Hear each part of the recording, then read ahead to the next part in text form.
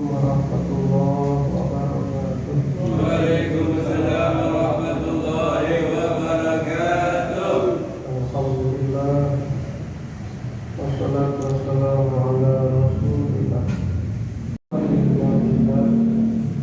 wa ala alihi wa sahbihi wa man tabi'ahu wa wala.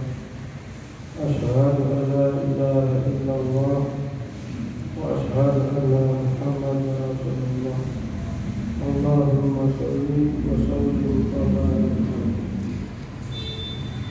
Amma ba'du, alhamdulillah wasyukru ala ni'mati Rasulillah sallallahu alaihi wasallam. Kita bersyukur kepada Allah Subhanahu wa taala di mana pada malam hari ini Allah Subhanahu wa taala masih memberikan kepada kita panjang umur, sehat walafiat, sehingga dengan nikmat yang besar itu dapat kita manfaatkan isinya yang kita melaksanakan ibadah. Mudah-mudahan ibadah mahdoh atau ghair mahdoh semuanya adalah dengan rahmat dan pengampunan Allah Subhanahu wa taala. Selanjutnya kita lanjutkan kembali muzakarah kita. Ya, dan masalah 328 itu. Ya, silakan. Bismillahirrahmanirrahim.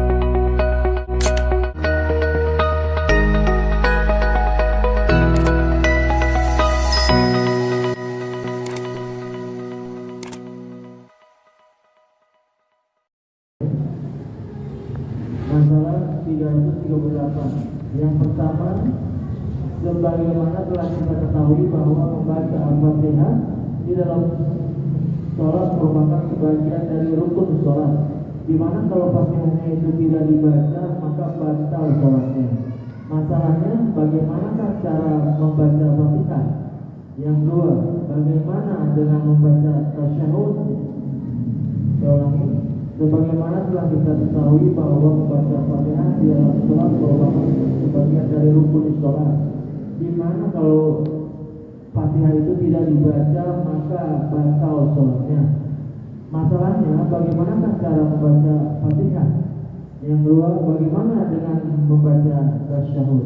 Semuanya.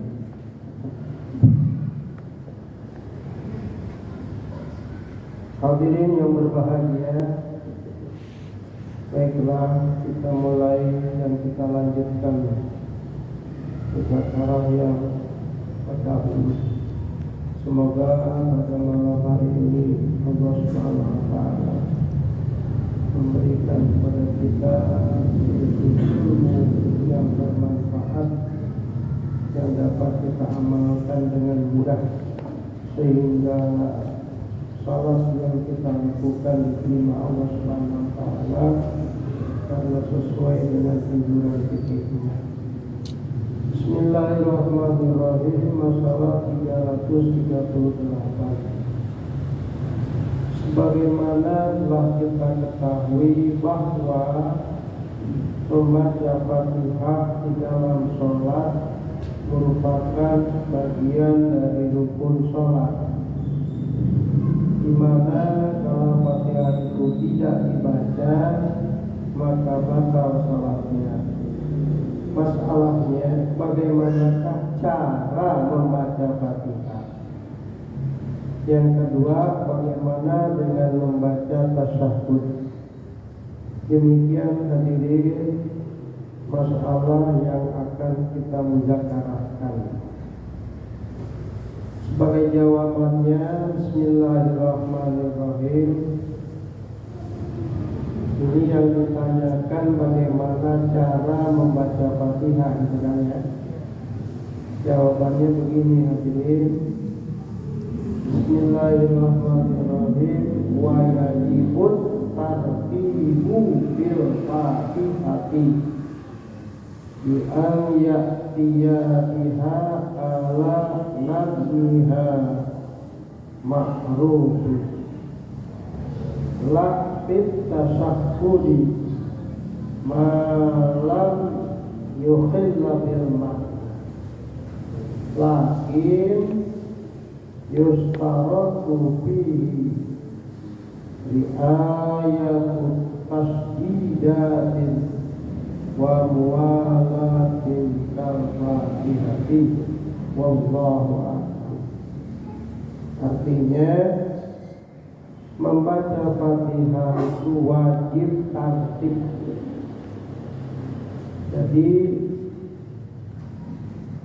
membaca Fatihah itu wajib tartib. Artinya berurutan dari ayat pertama Bismillah, Alhamdulillah, terus sampai ghairil maghdubi alaihim waladdallin. Sampai situ. Kalau aminnya itu sunnah ya. Jadi wajib tartib. Artinya berurutan. Tidak boleh membaca Fatihah tidak berurutan. Seperti pertama Bismillahirrahmanirrahim, Alhamdulillahirabbil alamin, ghairil maghdubi alaihim waladdallin, iyyaka na'budu. Itu enggak tartib. Jadi membaca Fatihah harus tartib. Artinya berurutan dari ayat pertama sampai akhir. Begitu hadisnya. Wajib tartib atau susunannya yang telah diketahui atau dalam Al-Quran. Itu urutan dari Al-Quran. Bagaimana dengan tasyahud? Tidak wajib tartib di dalam membaca tasyahud. At-tasyahud kan at-tahiyatul ya. At-tahiyyatul mubarakatuh sholawatut thayyibatu lillah. Gitu. Jadi kalau membaca Fatihah harus tartib, tidak dalam membaca tasyahud.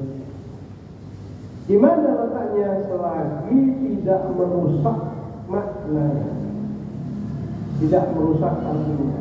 Jadi kalau merusak artinya boleh. Gitu. Akan tetapi disyaratkan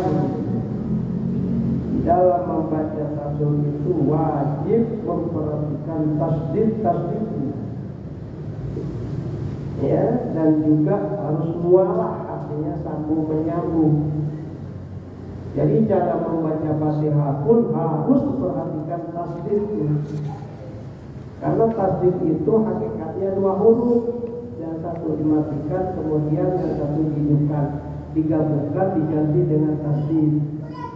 Mana tasdid itu ada di dalam lafaz jalalah. Dan contohnya Bismillah. Nah, di atas lam jalalah itu ada tasdid. Itu wajib kena itu. Bismillahirrahmanirrahim. Nah, itu di atas roh tasdidnya. Itu juga harus. Bismillahirrahmanirrahim. Mirna. Ada tasdid di atas roh. Itu wajib. Selanjutnya Alhamdulillah. Nah, lillah di atas lam. Lam jalalah itu ada tasdid. Harus dibaca. Alhamdulillahi. Alhamdulillahi Rabbil. Nah, Rabb itu di atas pak. Tasdid itu dibaca.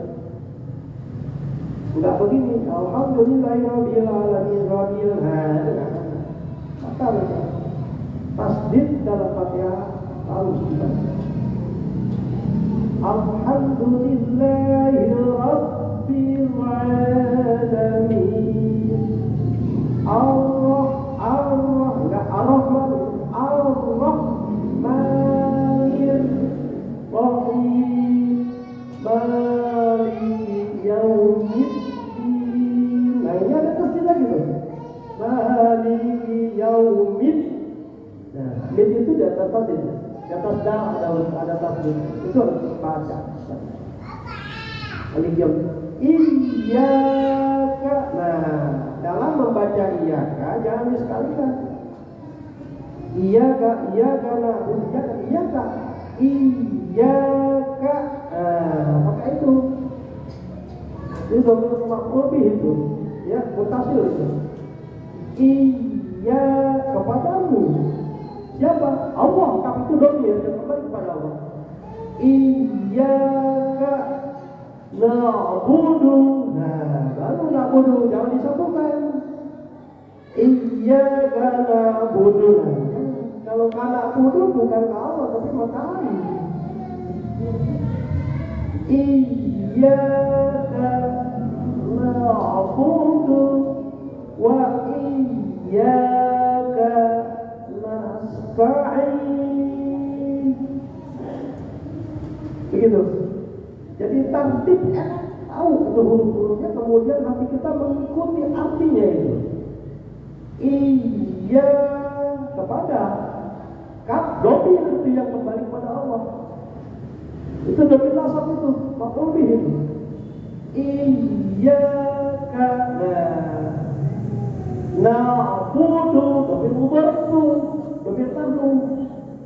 Na'budu, ya, kayaknya ada koma gitu, tapi enggak gitu. Iyyaka na'budu wa iyyaka nasta'in, gitu. Jangan digabung. Iyyaka na'budu wa iyyaka nasta'in. Harus sedikit saja dipindah. Begitu. Nah, itu yang namanya bagian daripada tartib. Gitu ya. Jadi membaca Fatihah wajib tartib atas suratnya, sunnahnya yang telah diketahui dalam Al-Quran, ya. Nah, gitu.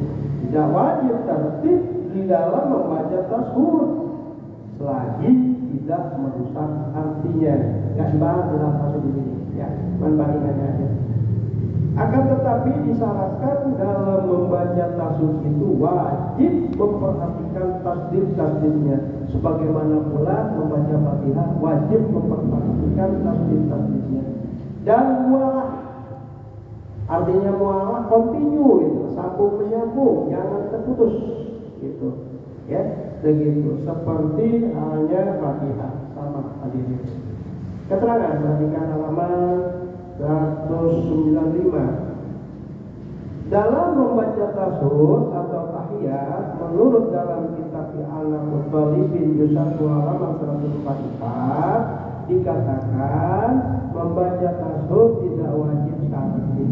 Artinya boleh seseorang dalam membaca tashahhud dengan tidak tartib, selagi bacaan tashahhud yang tidak tartib itu tidak sampai merusak maknanya.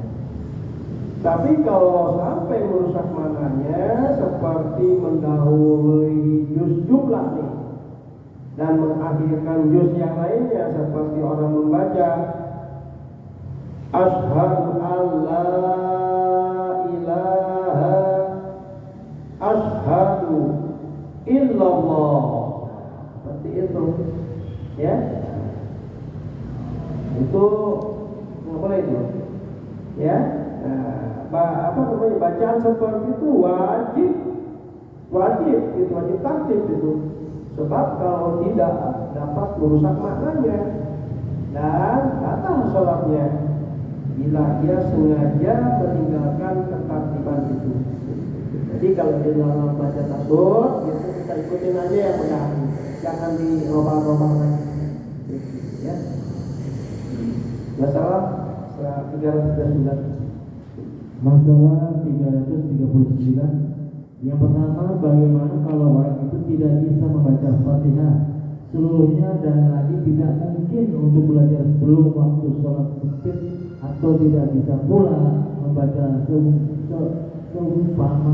seumpama mushaf. Yang kedua, bagaimana kalau ia bisa membaca Fatihah tapi hanya sebagiannya saja. Yang ketiga, dan kalau memang ia tidak bisa sama sekali membaca itu bagaimana? Soalan yang pertama, bagaimana kalau orang itu tidak bisa membaca Fatihah seluruhnya dan lagi tidak mungkin untuk belajar sebelum waktu sholat belum waktu sholat sempit dan tidak bisa pula membaca sempurna mushaf. Yang kedua, bagaimana kalau ia bisa membaca Fatihah tapi hanya sebagiannya saja. Yang ketiga, dan kalau memang ia tidak bisa sama sekali membaca itu, bagaimana? Sama dulu. 339. Satu, bagaimana kalau orang itu tidak bisa membaca Fatihah seluruhnya dan lagi tidak mungkin untuk belajar sebelum waktu sholat sempit atau tidak bisa pula membaca sumpama mushaf.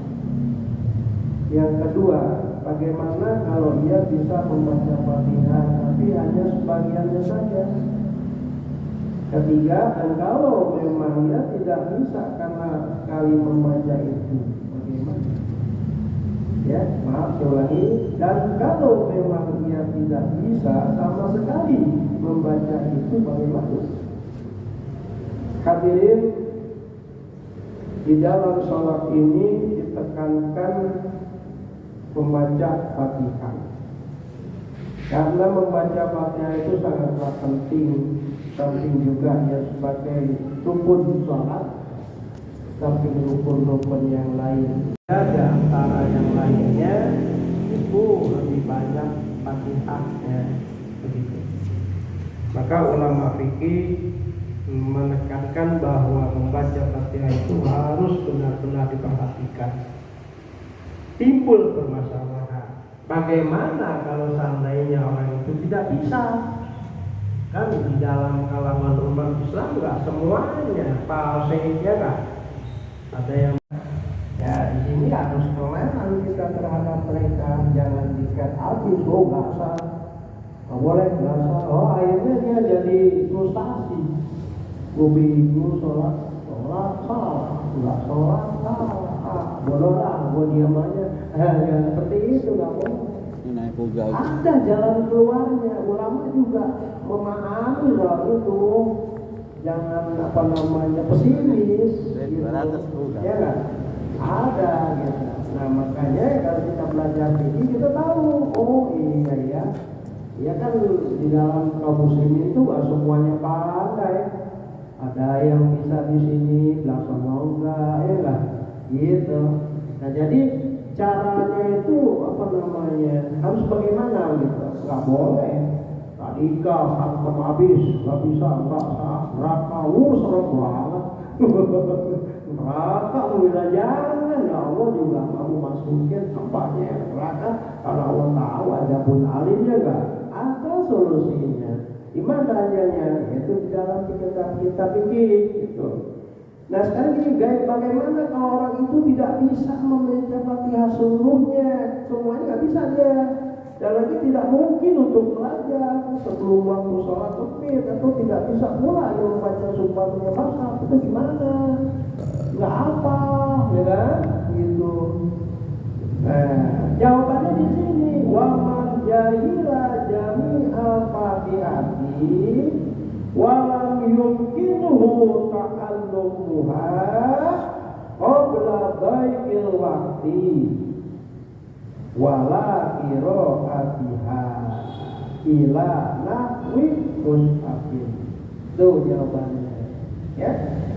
Lazimahu qira'atu sab'i ayatin walau munfariqatu la yanqusu ruhuha harfan bi'isbati ahli maliki walau qadaro ala ba'dil fatihati karrabahu liya balugha qadraha wa illam yaqdir ala badali fasab'atu arba'in min zikir kadalika fauhubun biqadriha.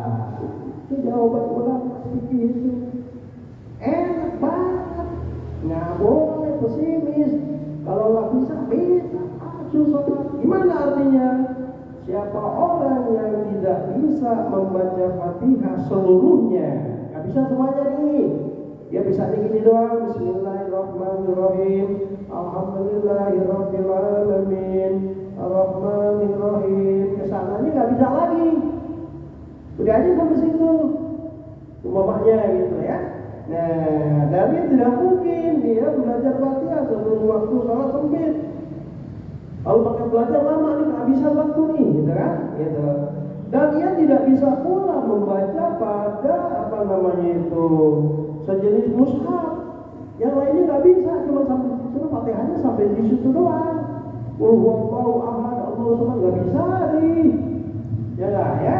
Nah, maka baginya wajib membaca 7 ayat Al-Quran meskipun pisah-pisah, asal tidak kurang hurufnya dari jumlah huruf Fatihah. Nggak bisa baca Fatihah cuma sampai situ doang. Bismillahirrahmanirrahim, Alhamdulillahirabbil alamin, kesannya nggak bisa.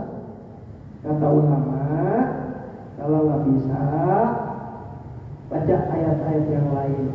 Nah, coba gini, Bismillahirrahmanirrahim, Alhamdulillahirabbil alamin. Udah mana di situ? Gimana tuh? Nah, baca yang lainnya. Qul huwallahu ahad, Allahu samad. Sampai situ juga katanya. Coba lagi. Tabat yada billahi wa tab. Sampai situ juga berartinya. Baca lagi yang lain. Qul a'udzu birabbin nas, malikin nas. Gitu. Boleh, cepat. Ringan kan? Ringan enggak? Ringan enggak? Ringan. Jangan udah nggak bisa baca Fatihah, udah seger nggak bisa baca Fatihah, nggak bisa tuh apa? Daripada itu udah berdiam aja nggak boleh. Terus ambil ayat-ayat yang lain bagaimana fatwa ulama seperti itu. Yang penting tolong dijelaskan. Setelah itu berusaha untuk belajar. Saya nggak apa kalau baca bisa. Tulis Fatihah. Kalau kita tembok yang gini, tempelin aja, blak, sholat dari hati. Boleh? Oh. Surat Fatihah, tulis ke spidol biar gede, tempelin di tembok. Nah, kita sholat menghadap tembok itu yang ada tulisannya. Sulit? Enggak. Justru dengan pelajaran fikih memudahkan seseorang untuk ibadah. Boleh, silakan. Saya bisa, gimana kalau umpamanya saya pengen gitu? Silakan. Pernah? Pernah nggak? Nggak pernah ya? Boleh itu, tulis Fatihah biar gede. Tempel yang tembok, kita sholat menghadap tembok yang ada baca Fatihah. Kita baca aja. Surat yang lain, tulis. Saya punya teman hari ini, dia tukang bikin Quran.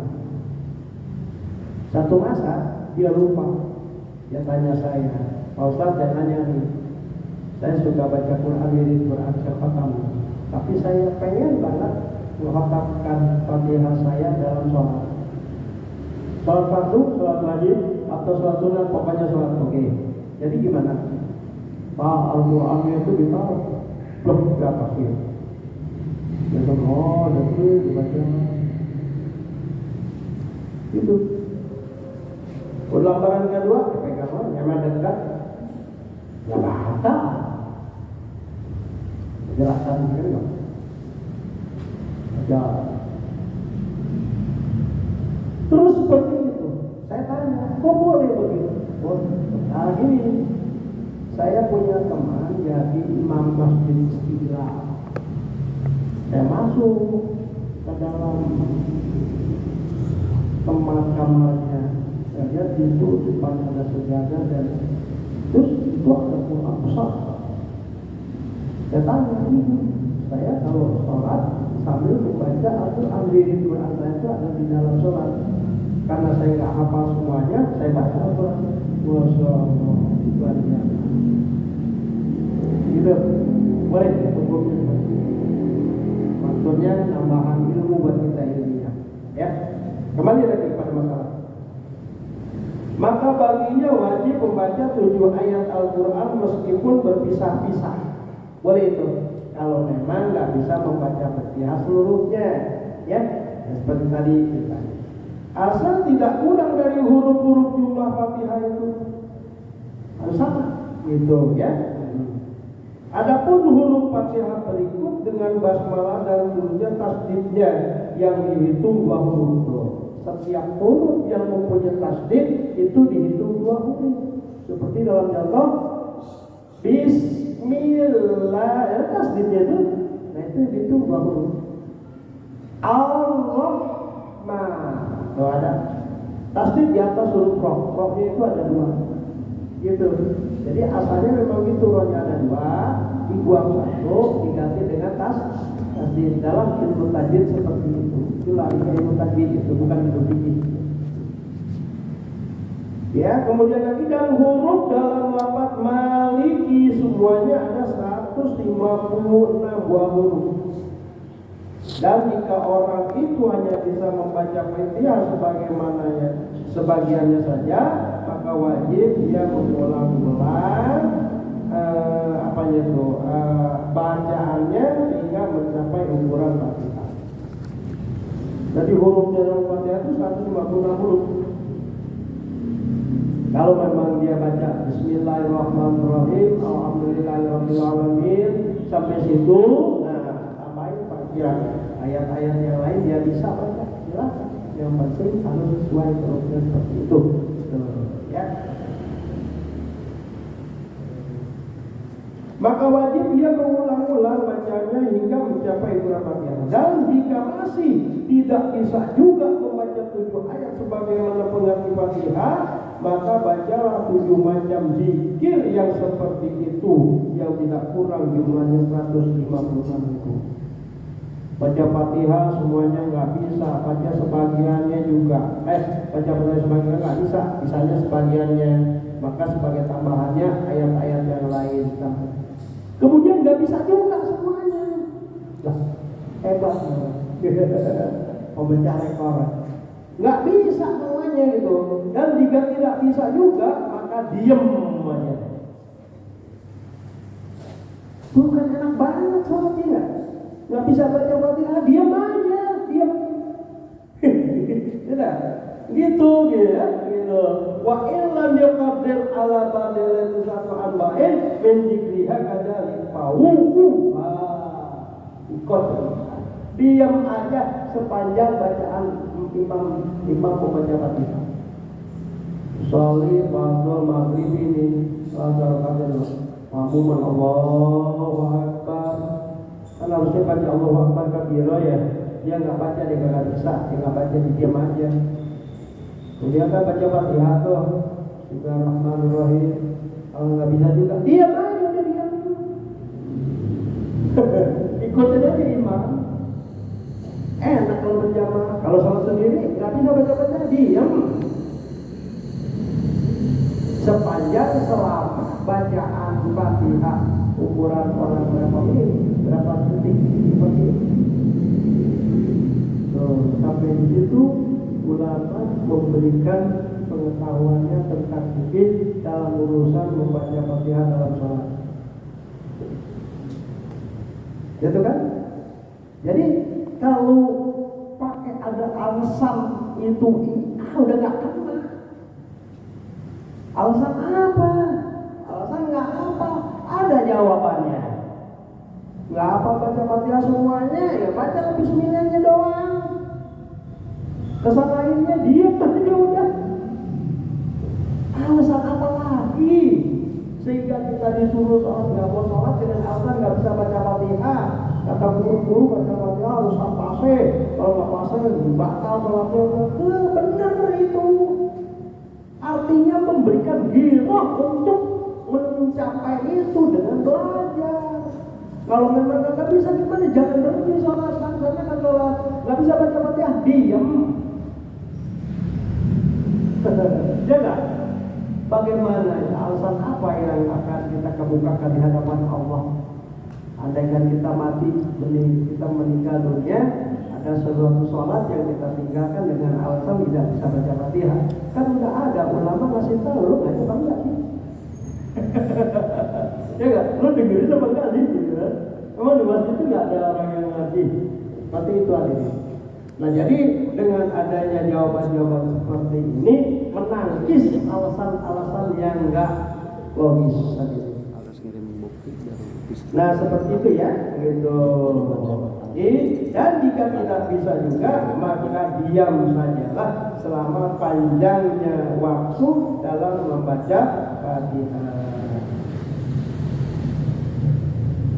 Soal doa iftitah masih dipermasalahkan oleh sebagian kaum muslimin. Rahman bawa bahan 4 meter datang, Kiai, tukang Kiai tolong bikinin saya jas Pak Kiai. Ini bahannya ini 4 meter bagus. Kata Pak Kiai tukang jahit itu yang mandir jadi gimana? Agak muat. Ukurannya mana man? Begitu kan? Contohnya mana man? Kata penjahit itu nanyain contohnya. Nah, yang contoh itu udah dibikin apa belum? Udah berarti semuanya pola-polanya itu dari yang dulu. Yang sekarang itu hanya menambahkan hal-hal yang belum kita dapati ya waktu dulu gitu. Tapi nggak ada jaminan yang sekarang itu menyelamatkan. Ya kan? Nah, begitu ya. Ya kayak gitulah. Orang baca tafsir, ya habis, mati, lobet. Target ini ya, seperti itu. Nah, terus apa lagi? Ya gitu. Telah menjadi. Udah, silakan. Lanjutin soal doa iftitah masih dipermasalahkan oleh sebagian kaum muslimin. Masalah 340 telah menjadi suatu hal yang lazim dilakukan bila seseorang telah takbiratul ihram sebelum ia membaca Fatihah terlebih dahulu membaca doa iftitah.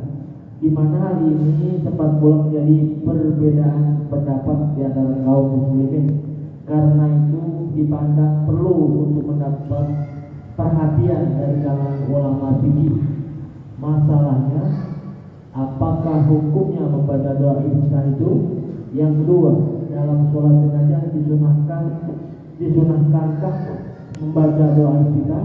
Yang ketiga, bagaimana kalau makmum takut kehabisan waktu untuk baca surat, masih tetapkah doa iftitah itu harus dibaca? Cukup. Baiklah hadirin, ini masalah ini sangat krusial untuk kita karena nggak lepas daripada hal yang berkaitan dengan kita ya. Soal doa iftitah masih dipermasalahkan oleh sebagian kaum muslimin. Ini bertanya, kenapa? Karena ada sebagian baca doa iftitah nggak usah dibaca, itu nggak ada dari sananya dan macam-macam aja yang nggak suka pada itu, ya kan? Masalahnya telah menjadi suatu hal yang lazim dilakukan bila seseorang telah takbiratul ihram sebelum dia membaca Fatihah terlebih dahulu membaca doa iftitah. Doa iftitah seperti apa nih? Allahu akbar kabira walhamdulillahi kabira wa subhanallahi bukratan wa asil inni wajhatu dan selanjutnya. Di mana hal ini sampai pula menjadi perbedaan pendapat di antara kaum muslimin. Nah ini jawabannya sekarang, ya. Karena itu dipandang perlu untuk mendapat perhatian dari kalangan ulama fikih. Masalahnya, nah ini masalahnya, apakah hukumnya membaca doa iftitah itu? Hukumnya ditanyakan ini, ya. Dalam sholat jenazah disunahkankah membaca doa iftitah? Nah ini kata ahli biasanya ya sholat jenazah ya, ya enggak? Suka baca doa iftitah? Jangan ditanya, kan dulu. Belum saya ini masalah, bukan ngomong lagi, bukan. Lagi, bagaimana kalau makmum takut kehabisan waktu untuk membaca baca surat, masih tetapkah doa iftitah itu harus dibaca? Nah, ini hadirin, baiklah ya. Bismillahirrahmanirrahim. Innalillahi. Insyaallah hadirin, ingat-ingat contohnya itu ya. Nanti panjang umur, minggu malam Senin kita ketemu lagi untuk menjawab apakah hukumnya membaca doa iftitah. Sekian hadirin yang dapat saya sampaikan, mudah-mudahan bermanfaat kita bersama. Billahi taufiq wal hidayah. Wassalamualaikum warahmatullahi wabarakatuh. Waalaikumsalam.